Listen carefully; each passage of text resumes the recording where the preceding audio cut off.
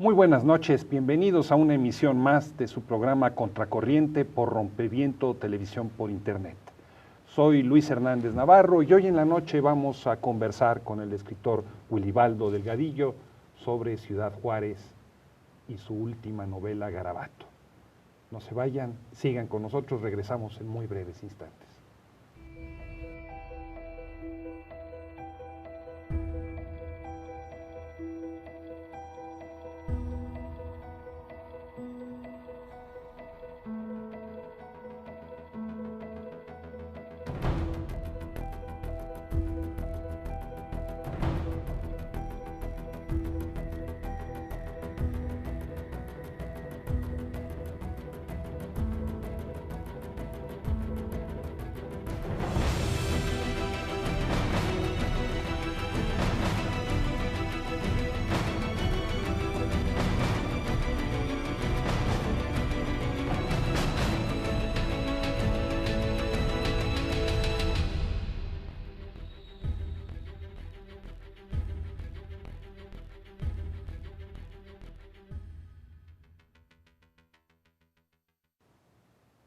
Estamos de vuelta en una contracorriente, nos da mucho gusto que continúen aquí con nosotros. Ciudad Juárez fue a lo largo del sexenio de Felipe Calderón y de los primeros años de Enrique Peña Nieto el epicentro del dolor. La militarización declarada por el gobierno panista provocó miles de bajas y una situación que desde la Ciudad de México nos parecía absolutamente irracional. Para platicar sobre lo sucedido en Ciudad Juárez y para conversar de su última novela, Garabato, nos acompaña el escritor Wilibaldo Delgadillo. Wilibaldo es, además de escritor académico, nació en el año de 1960 en los Estados Unidos, en la ciudad de Los Ángeles, aunque prácticamente ha vivido toda su vida en Ciudad Juárez. Actualmente está terminando un doctorado en la Universidad de California, Los Ángeles, la famosa UCLA, y antes de Garabato ha escrito dos novelas de una gran calidad, y ahora nos entrega esta última, Garabato. Muy buenas noches, Wilibaldo. Muchas gracias por venir hasta la Ciudad de México al programa. Buenas noches, Luis. Muchas gracias y gracias por los comentarios. Bueno, comencemos por la novela. Una novela que trata sobre los últimos años en Ciudad Juárez. Sí. ¿Cómo te nace escribir una novela así? Bueno, los disparadores de una novela siempre son múltiples. En definitiva, uno de los principales era que yo me había estado planteando cómo escribir acerca de Juárez, desde dónde. Esta no es una narconovela, aunque no es una novela que rebulle la realidad social que se vive en Juárez, en la frontera, que incluye cuestiones como el narcotráfico. Entonces, decía, el disparador principal es intentar un lenguaje desde el cual me pudiera acercar a esta realidad desde diferentes ángulos y por consecuencia desde diferentes lenguajes. Y a esta realidad múltiple, una realidad que involucra para mí tres fuentes de violencia básicas.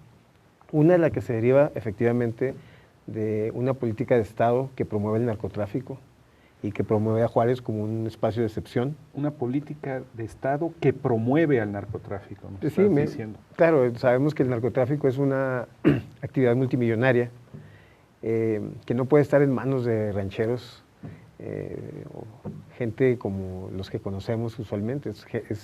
Esos millones de dólares tienen que circular en la economía de muchas maneras, ¿no? A través del lavado de dinero, los bancos, los empresarios, etcétera. Es uno de los sostenes de nuestra economía, tenemos que afrontarlo de esa manera. Y en Ciudad Juárez lo hemos podido ver de manera muy clara. Okay. Entonces, ese es tu primer... Sí, para mí el narcotráfico es tolerado, ha sido tolerado desde hace muchos años, y es una política, es parte de una política económica. Es un tabú, es una actividad ilícita, pero es una actividad económica que claramente tiene efecto en otras. El otro aspecto fundamental es la maquiladora, ¿no? El libre comercio. En Juárez asistimos a políticas de libre comercio desde los 60. Desde antes del Tratado de Libre Comercio del 94. Claro. En Juárez fue un espacio también donde las reglas laborales y las políticas de inversión han sido distintas desde los 60. Entonces, esa es una fuente también de violencia estructural. Y la tercera parte es la especulación inmobiliaria. Entonces, estas tres grandes actividades económicas confluyen en Juárez y han vulnerabilizado a Juárez, como han vulnerabilizado todo el país, pero en Ciudad Juárez lo podemos ver de manera más clara a la población, escatimándole derechos, construyendo una ciudadanía debilitada, enmarcando a los habitantes de Juárez como seres perversos y desechables.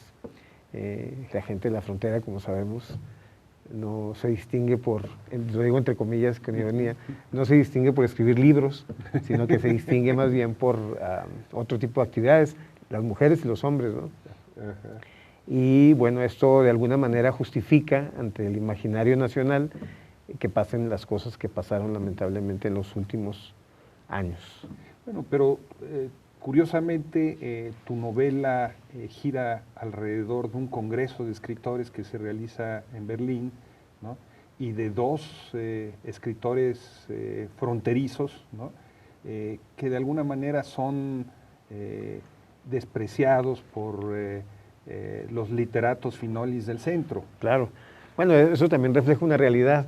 Siempre ha habido una discusión. Por ejemplo, ahora la literatura del norte, y algunos dicen la narcoliteratura, es un éxito comercial, pero algunos lo han criticado por tratarse de mala literatura.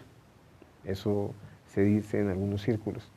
Otros la defienden diciendo que no, que es una literatura escrita, que es muy bien escrita, pero la cuestión en términos ideológicos, porque reproduce una visión hegemónica, una visión de Estado, de cómo es la actividad de los narcotraficantes, y básicamente cuestionan que en la literatura, en la narcoliteratura, se plantea que hay una guerra de cárteles y no una intervención orgánica del Estado. Entonces, algunos cuestionan la narcoliteratura por esas vías, otros porque está bien o mal escrita. Y entonces eso se refleja en la novela, en este congreso, donde hay quienes dicen que los literatos norteños están solamente retratando la realidad y usufructuando la tragedia nacional. A lo que los escritores norteños responden en un frente muy heterogéneo. El Frente de Liberación Norteño, el Frente Literario Norteño. Frente, sí, Literario del Norte, pero con argumentos que no son literarios, sino argumentos que son más bien propios de las camarillas literarias del país, y de lo cual los escritores norteños no estamos exentos. ¿Qué es lo que responden? Pues bueno, responden que el crítico que los cuestiona es un crítico de Estado, y lo equiparan a los intelectuales que apoyaban a Porfirio Díaz durante su régimen y después durante la Revolución, como Salado Álvarez o como Nemesio Naranjo, etcétera. Lo cual es un disparate, porque esos no tienen nada que ver unos con otros. Los otros sí eran unos intelectuales orgánicos del régimen, y estos otros pues están realmente peleándose por becas y otras cosas, ¿no? Tu novela en los hechos es una metanovela. Tienes realmente dos narraciones paralelas, una la de este congreso de escritores mexicanos en Berlín, frívolos, frío, además de frívolo, ¿no? Se van a tomar, a emborracharse al barrio de Kreutzer, el barrio de los anarquistas y los sindicalistas y las prostitutas, etcétera, etcétera. Y por otro lado, tienes tres novelas de otro escritor, Billy Garabato. Billy Garabato, por eso se llama la novela así, Sí, claro, este es un escritor, el protagonista es un escritor al que invitan a este congreso y le explican que lo invitan como segunda opción, porque Billy Garabato, quien es el que tiene todo este éxito con sus novelas, no, ha decidido no ir o no puede ir. Entonces él se traga su orgullo y decide aceptar esta invitación. Pero él no ha leído las novelas de Billy Garabato. Entonces, cuando llega a Berlín se encuentra que la gente le pregunta acerca de estas novelas y él se ve obligado a leerlas durante esos días. O sea, en lugar de irse a tomar cerveza, se tiene que poner a leer novelas. Se las ingenia para hacer las dos cosas. Porque son novelas relativamente breves, son novelas cortas, y él la lee y anda en el Congreso, etcétera, etcétera. Y entonces la novela transcurre así, entre el Congreso y esta lectura que este escritor, Basilio Muñoz, hace de las novelas del ausente Billy Garabato. Entonces tenemos dos autores, o tres si se quiere, la voz narrativa, lo que narra todo, Basilio Muñoz, de quien no conocemos su obra, pero conocemos sus peripecias en Berlín, y Billy Garabato, de quien conocemos su obra, pero nunca aparece en la novela, como... La primera novela a la que se hace referencia de Billy Garabato es una novela que gira alrededor de un fotoreportero, ¿no? Un periodista gráfico que toma la foto equivocada en el momento equivocado, ¿no? Y esto te sirve para describir el mundo de relaciones entre la prensa, los grupos organizados de narcotráfico, el Estado en Chihuahua. ¿Tú mismo fuiste periodista alguna vez? Sí, cómo no, sí, fui reportero en los periódicos locales en Ciudad Juárez a principios de los 90. Pero la radiografía que haces es demoledora. Esa novela en particular se sitúa a principios de los 90. Y es una novela, lo que se narra ahí, es decir, la anécdota principal es una ficción, pero todo lo demás no es una ficción. Es decir, así funcionan los periódicos interiormente. Funcionan en base a lenguajes también. O sea, a mí lo que me interesaba aquí es explorar las posibilidades y los límites de hablar de la realidad de Juárez, como te comentaba al principio. Pero entonces el lenguaje periodístico ofrece esas posibilidades, pero también enfrenta limitaciones. Estamos hablando de la novela Garabato y de el medio en el que esta novela transcurre, un congreso en Berlín y la ciudad Juárez, que todos conocemos. Ulibaldo, ¿qué te parece si vamos a una pequeña pausa y al regresar pues nos sigues contando la historia trágica de Juárez? No se vayan, continúen con nosotros en la Contracorriente.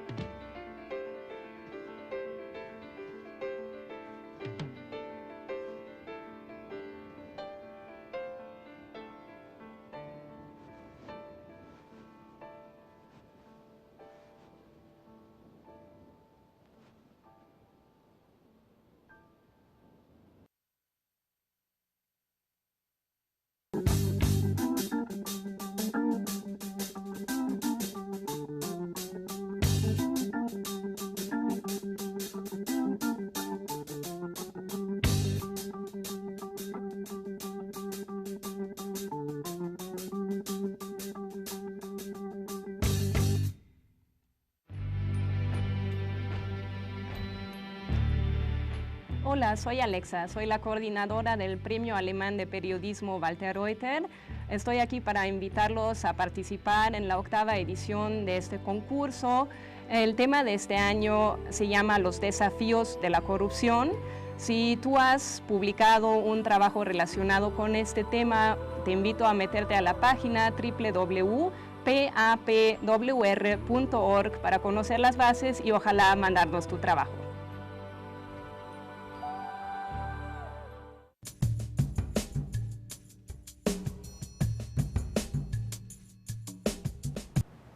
Estamos de regreso en la Contracorriente, qué bueno que sigue con nosotros.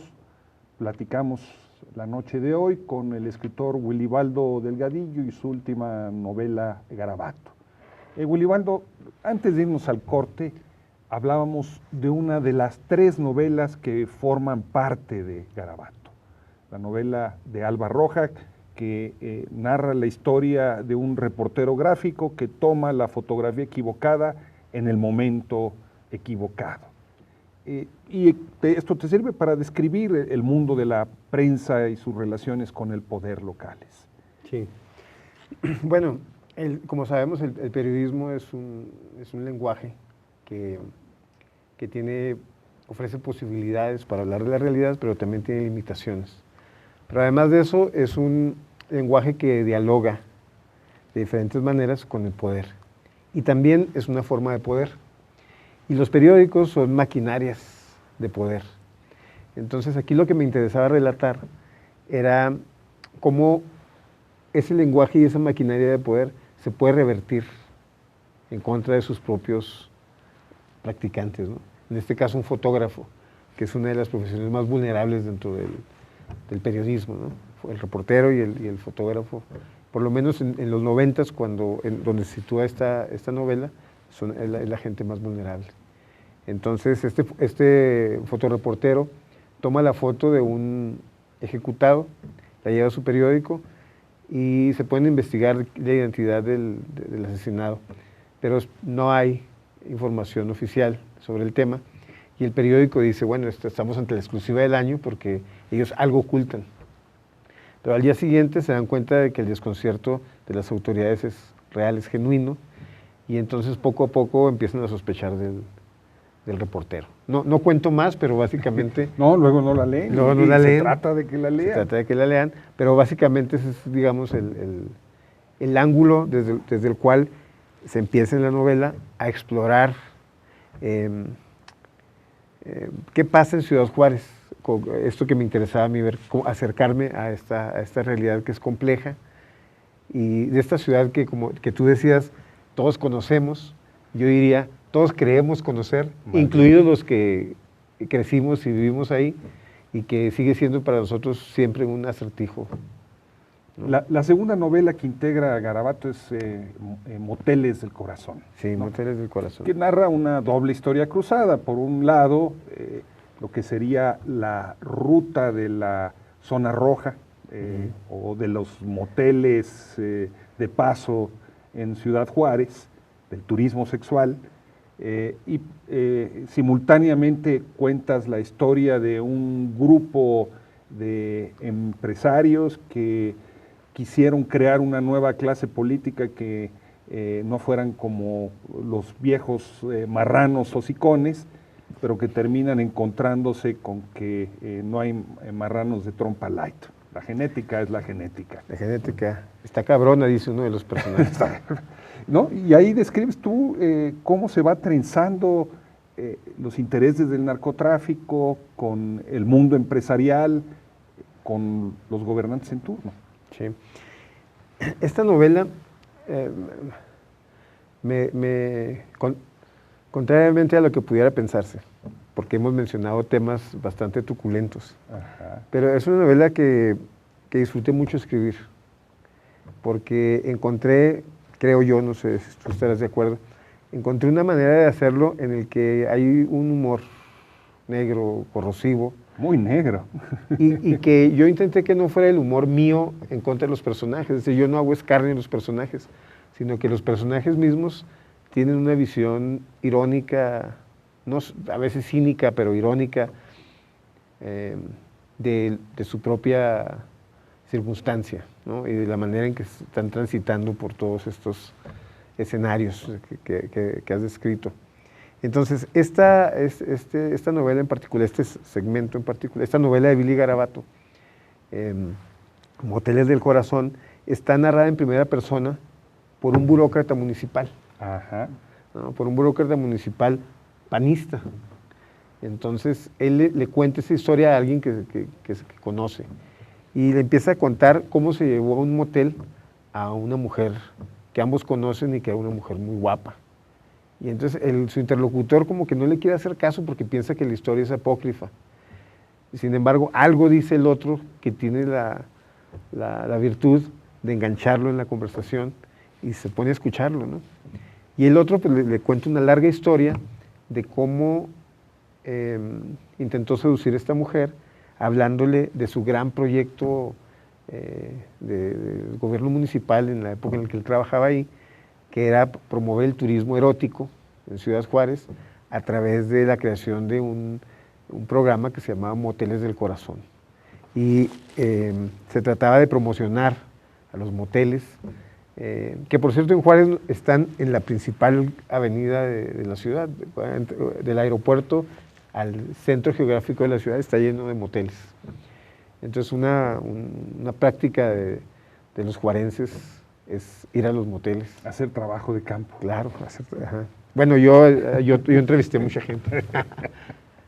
Y entonces ellos toman el toro por los cuernos y deciden hacer este programa para promover esto, pero legitimarlo, ¿no? Hacerlo como en paquetes, ¿no? Y comprar aromaterapia y sugerirles a los moteleros que un poco se limpien el rostro, ¿no?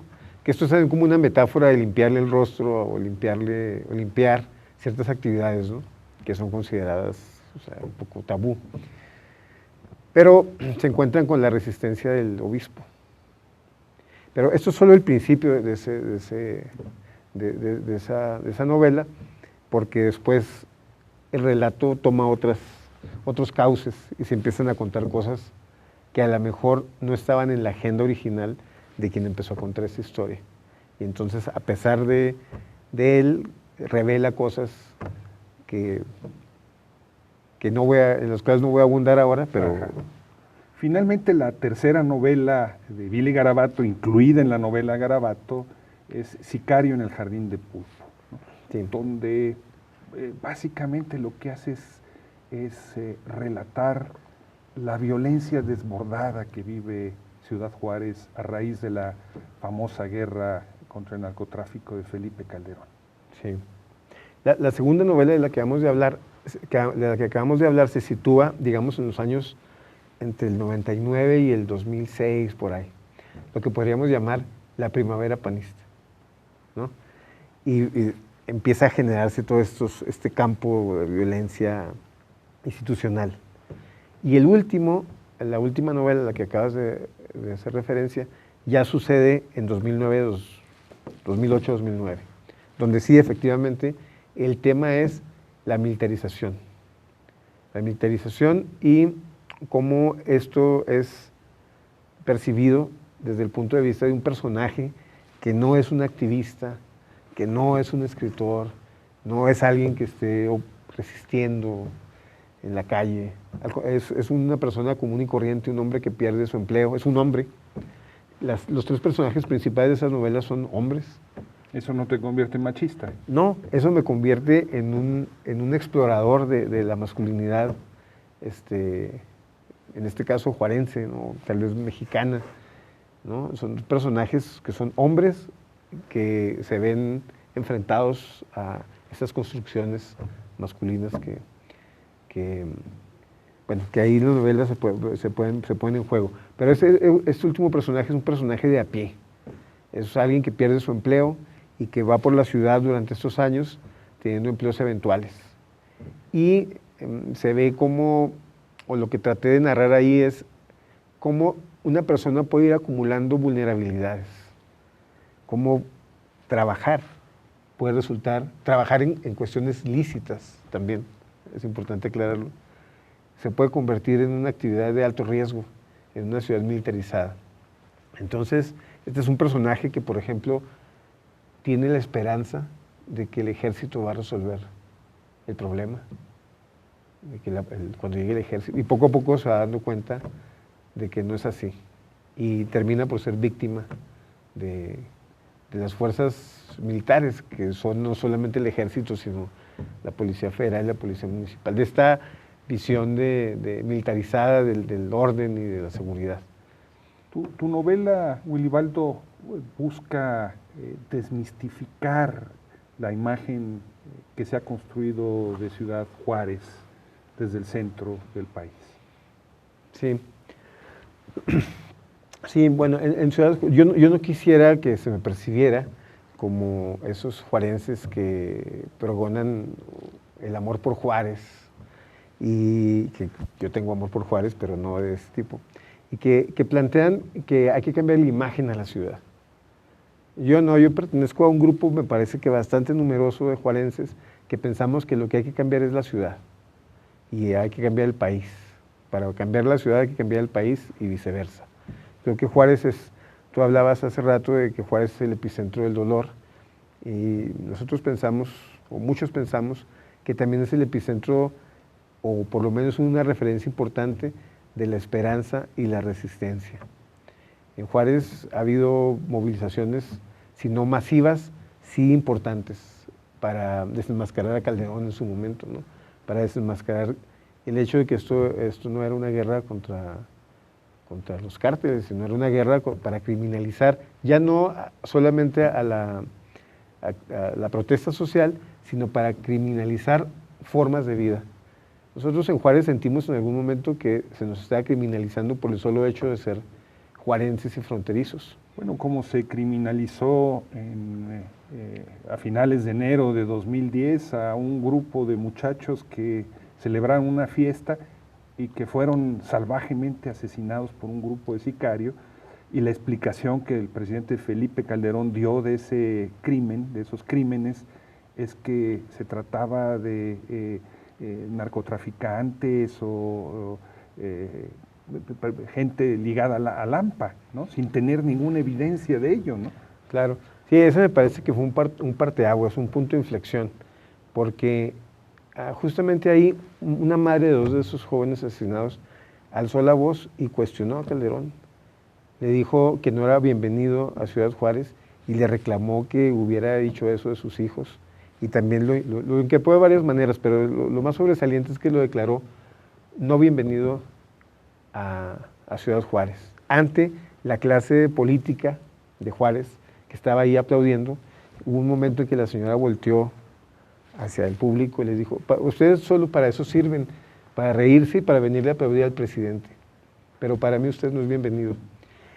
¿De dónde una trabajadora maquiladora sacó la fuerza y la elocuencia para decir con esa claridad lo que le dijo al presidente?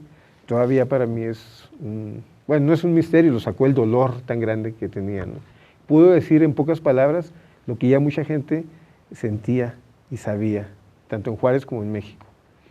Y me parece que eso es un punto de inflexión en la supuesta guerra contra el narco del régimen de Calderón. Una fuerza y una elocuencia, entonces, nos dices que resumía el sentir popular juarense. Sí. ¿Qué te parece si vamos a una pequeña pausa y al regresar seguimos conversando de esta combinación epicentro del dolor, epicentro de la resistencia? Y ustedes, amigos, sigan con nosotros en A Contracorriente. Regresamos en muy breves instantes.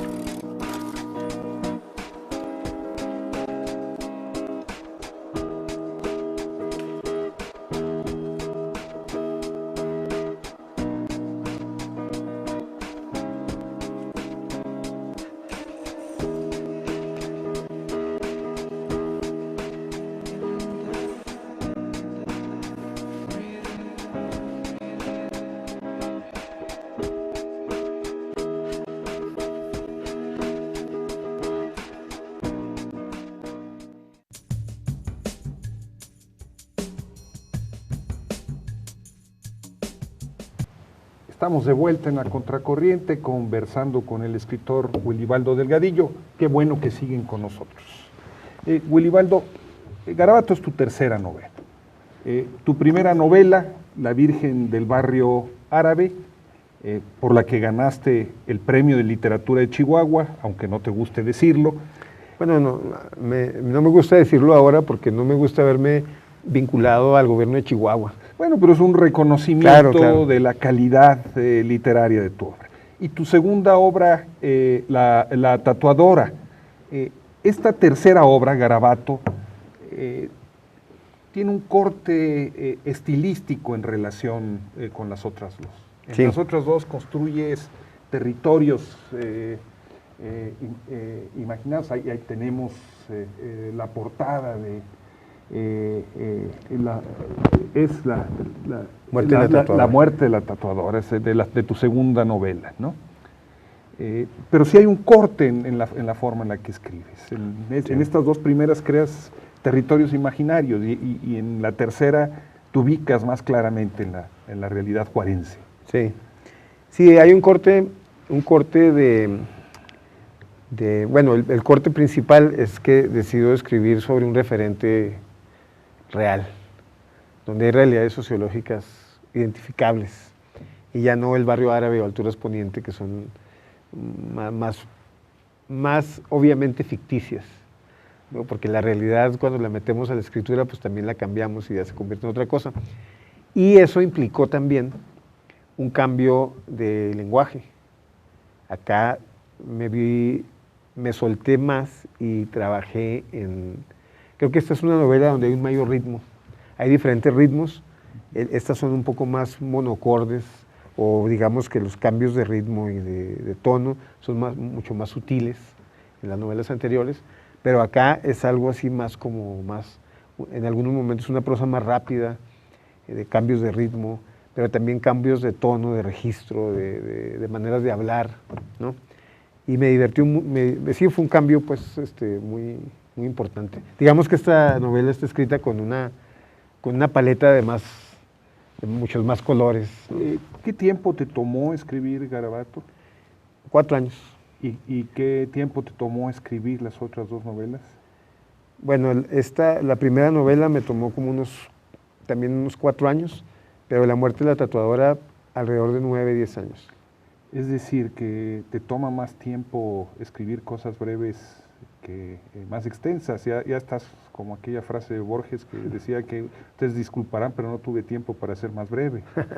Sí, de hecho, mi amigo Daniel Sada, magnífico escritor. Sí, que era una gran persona, además de ser un gran escritor, era una gran persona, una persona muy generosa. Siempre me preguntaba por la otra novela, porque yo le decía, es que ya tengo como 150 páginas, pero yo quiero que esta novela sea de 30.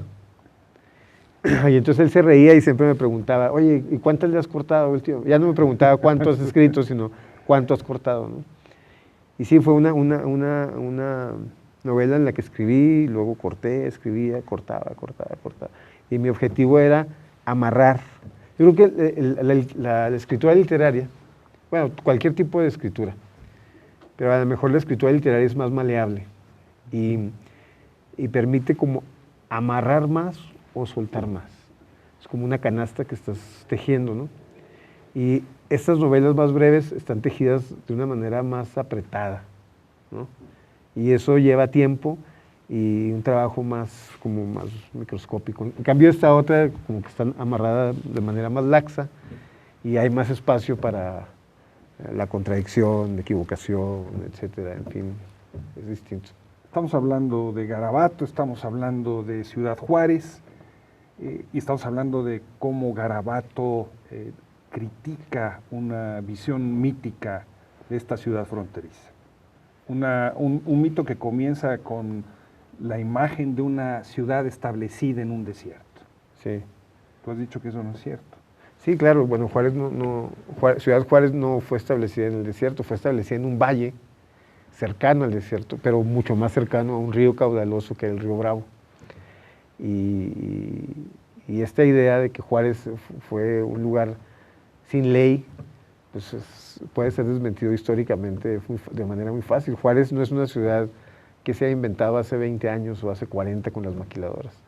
Es una ciudad que tiene 300 años, por ejemplo, y ha tenido una historia muy rica, muy interesante, muy importante. Ha tenido momentos de auge y también ha sido objeto de políticas centralistas, en algunos casos, o en la mayoría de los casos, con presiones de Estados Unidos, y que eso ha afectado su economía, ¿no? Recordemos que Ciudad Juárez en el siglo XIX era un lugar de auge económico, de campos agrícolas, se producía vino.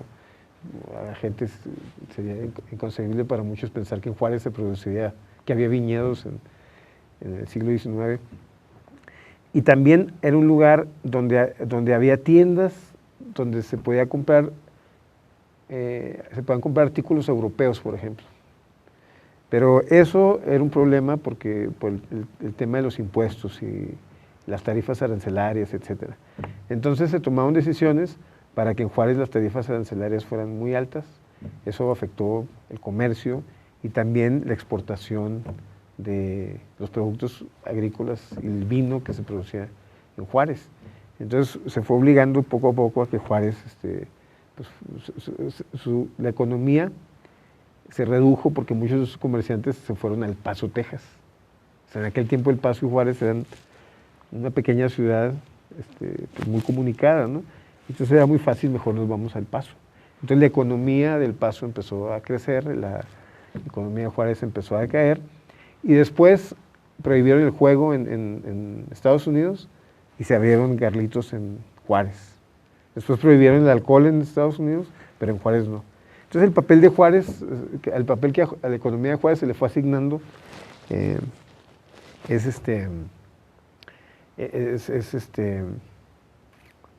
el de ser un lugar de paseo, de tomar, de jugar, etc. Sin embargo, nunca la noche juarense produjo tantos muertos y tanta violencia como la maquiladora. ¿Cómo es eso? ¿Por qué la maquiladora produjo esa violencia? La maquiladora generó una vulnerabilización acelerada y una inmigración también acelerada, sobre todo de los 90 para acá, de los 80 para acá, y a una ciudad que no contaba con la infraestructura para recibir a todos esos trabajadores. Mucha mano de obra femenina. Mucha mano de obra femenina, poca educación, es decir, pocas opciones educativas, culturales, en términos de asentamientos humanos, en términos de salud. Ciudad Juárez, por ejemplo, tiene una demanda de 90,000, entre 70 y 90,000 plazas en las guarderías. Esta demanda no es de la población en general, estoy hablando de la población asegurada.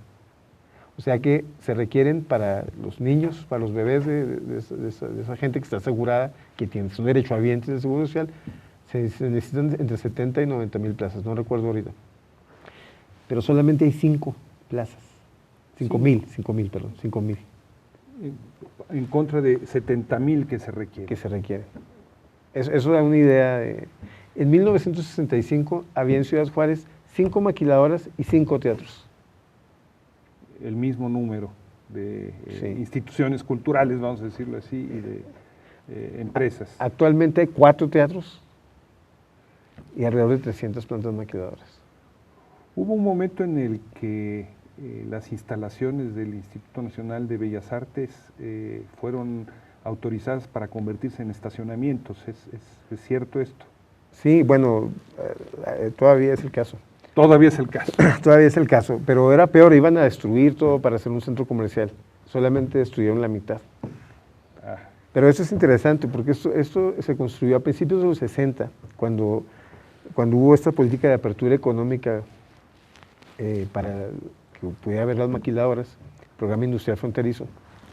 A la par había otro programa, que era la cara humanística, la cara cultural, el bastión de resistencia nacionalista, y se llama el Programa Nacional Fronterizo.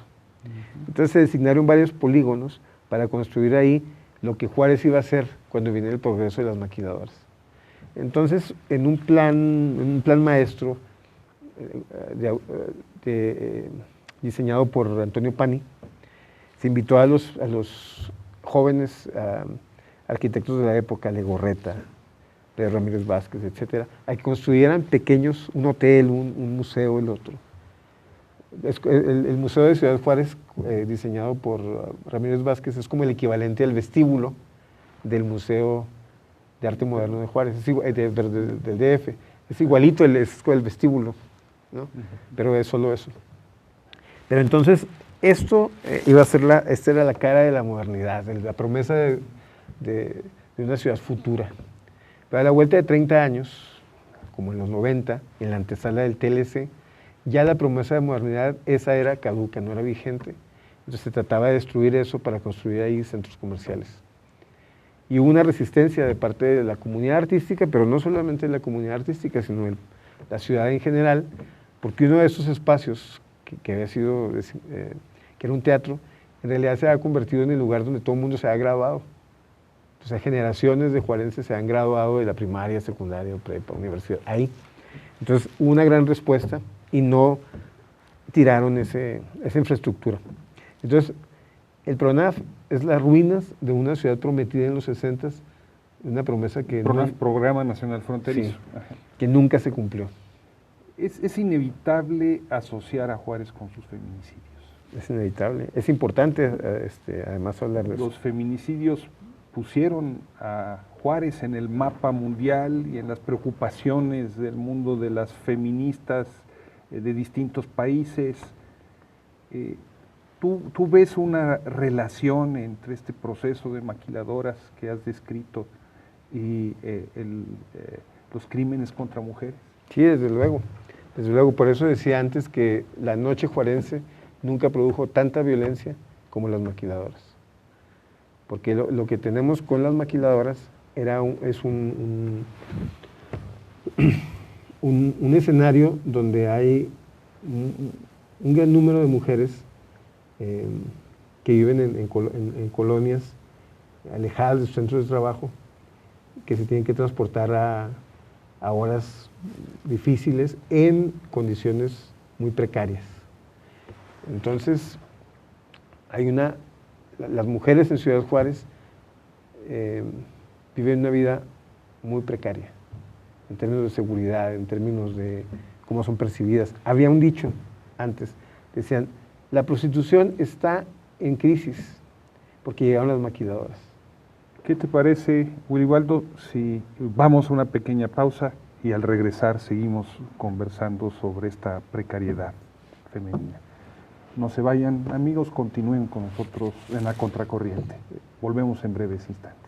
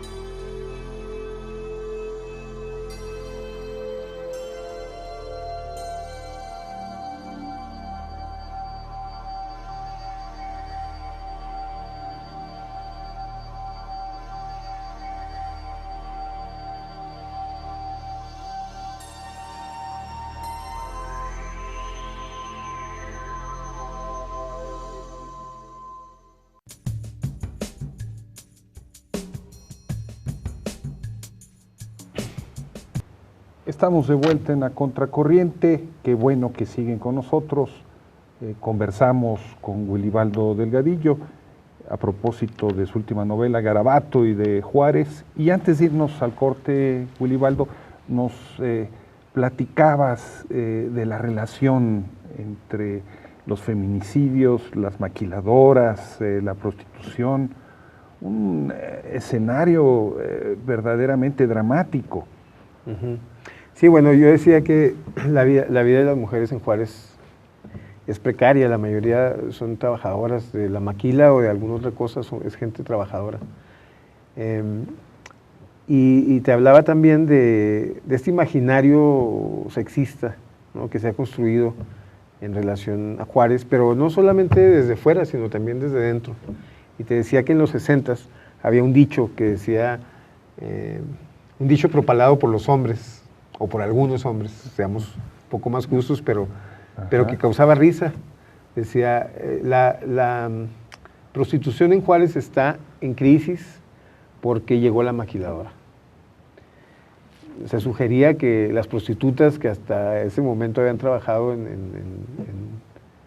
los prostíbulos, ahora habían dejado eso por la maquiladora. Y por consecuencia, quien trabajaba ahí, aunque nunca hubiera trabajado en un prostíbulo, eran prostitutas. Es decir, las mujeres de la maquila eran mujeres de cascos ligeros.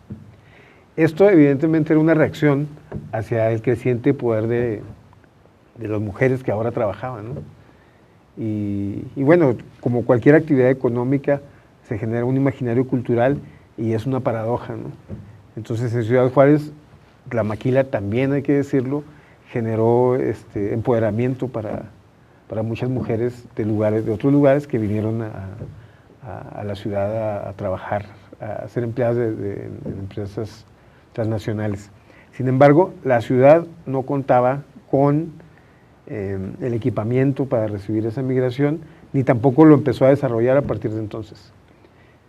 Entonces, la vulnerabilidad fue creciendo hasta generar una vida bastante insegura para las mujeres, pero si a esto además le agregamos las actividades del narcotráfico, que como te digo, también fue creciendo, y desde mi punto de vista también obedecen a una decisión centralista, ¿no? Pues entonces... En tu novela está como trasfondo una situación de dolor, aunque es un dolor que tú enfrentas con un humor y un sarcasmo que no es complaciente, ¿no? Denuncia, pero le permite quedar fuera del ámbito del panfleto. ¿Cómo se vive ese dolor en Juárez? Sería difícil para mí hablar por todos los juarenses y por todos los sectores de la población. Pero lo que puedo decirte es que en algún momento en Juárez, en los últimos años, la gente se vio igualada en el dolor. Durante muchos años había habido... Igualada en clases, en género, etc. Okay. O sea, la precarización esta de la que te estaba hablando fue generalizada. En años anteriores aparecían mujeres asesinadas y la gente se sentía alejado de eso. Decía, bueno, es que a lo mejor andaban haciendo algo, no sé, eso pasa un poco allá, ¿no? Es medio, en algún momento fue algo alarmante, pero es algo que está un poco alejado de ciertas capas sociales. Y lo mismo las víctimas de ajusticiamientos extrajudiciales del narcotráfico. En algo andaban, ¿no? Los mataron. Bueno, en algo andaban, que los procesen, ¿no? Porque aquí en México no tenemos ni pena de muerte ni ley fuga. Entonces, o sea, pero existía esa actitud. Pero desde 2007 al 2012, por ejemplo, a todo mundo le pasó algo. La violencia fue generalizada en contra de todo el mundo. O sea, el dolor hermanó a los juarenses. El dolor hermanó a los juarenses de muchas maneras.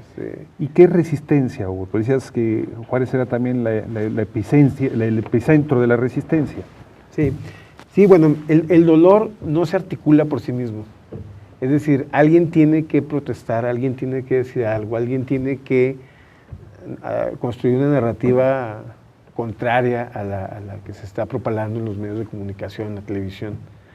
Y creo que en Juárez se generó un discurso primero en los 90s, para contrarrestar la idea de que las mujeres asesinadas eran mujeres desechables, que no importaban a nadie, y después para contrarrestar la idea de que quienes eran asesinados o ejecutados, esa palabra es muy, muy complicada, eran gente que estaban necesariamente, que eran sicarios, porque esa es la otra. Ya no es que fueran narcotraficantes, la idea era es que son sicarios y matan, pues hay que matarlos. Entonces, desde Ciudad Juárez, desde los 90 se empezaron a generar estos grupos, esta información, esta sistematización de la reflexión, para presentar una idea distinta, y también hubo movilizaciones y hubo demandas en las Cortes Interamericana de Derechos Humanos, ¿no? O distintos procesos, ¿no? Más recientemente la caravana de Javier Sicilia, el TPP, Tribunal Permanente de los Pueblos, la Audiencia General Introductoria fue en Ciudad Juárez, por ejemplo, etc. Entonces, aunque esta es una minoría, ¿no? Pero sí es una minoría que ha hecho bastante ruido, y por eso decimos que Juárez también es un referente de lucha y de resistencia en condiciones muy disparejas. ¿Han cambiado las cosas en los 2 años de Peña Nieto en relación con la administración de Felipe Calderón? Han cambiado algunas cosas. Lo fundamental sigue, la violencia estructural sigue, los asesinatos siguen, la violencia generalizada sigue, pero algunas cosas han cambiado. Te voy a decir que la presencia del ejército y de los federales disminuyó en los desde el último año de Felipe Calderón. Y eso hace que los juarenses podamos respirar, por lo menos. Porque esa fuerza de ocupación generó gran parte de la violencia. Los abusos, las extorsiones, etcétera, etcétera. Un juarense te diría, es que ya llegaron los federales, por ejemplo, ¿no? Los secuestros, etcétera. O sea, hay muchas cosas que sí han disminuido, pero lo demás no ha disminuido porque es parte de un problema estructural. Sigue habiendo maquiladoras, sigue habiendo narcotráfico, sigue habiendo especulación inmobiliaria. Una situación complejísima, interesantísima, muy difícil de ver con clichés, que invita a leer tu novela Garabato. ¿Dónde se puede encontrar tu novela? Se puede conseguir en la librería Iapatia, en la Casa de Refugio de Citlaltépetl. Aquí en la Ciudad de México. Sí, en la Colonia Condesa. Y en Ciudad Juárez, en el Café de Nadie, y por internet, por Amazon próximamente. Y a los lectores de tu novela, ¿qué les dirías? ¿Qué les recomendarías? Yo les recomendaría que la leyeran.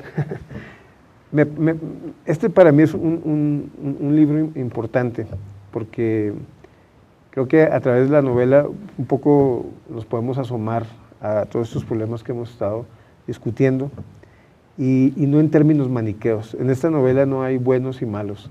Hay políticos de trompa, hay políticos marranos trompudos, pero creo que el político marrano trompudo tiene conciencia de eso también, y vive en una paradoja. Entonces no es un libro maniqueo, ni es un libro de... Pero también me parece que este libro es un botón de muestra de un movimiento cultural fuerte en Ciudad Juárez, donde hay hip hoperos, donde hay artistas visuales, donde hay mucha gente que está trabajando, y que eso tampoco se ve mucho en el imaginario nacional. Juárez es un lugar muy interesante, donde gracias a esta fuerza cultural hemos podido sobrevivir, y creemos que podemos crear maneras de hablar de estas cosas de una manera más esperanzadora. Un libro que forma parte de la lucha de la memoria contra el olvido. Wilibaldo, muchísimas gracias por tu participación la noche de hoy, Y a ustedes, amigos, les agradecemos su presencia hoy en La Contracorriente y los esperamos la semana que viene. Los invitamos a que adquieran y lean el libro de Garabato, de Wilibaldo, y ya saben a continuación lo que el rompeviento se llevó con la esclarecida conducción de Jesús Taylor. No se vayan, continúen con nosotros.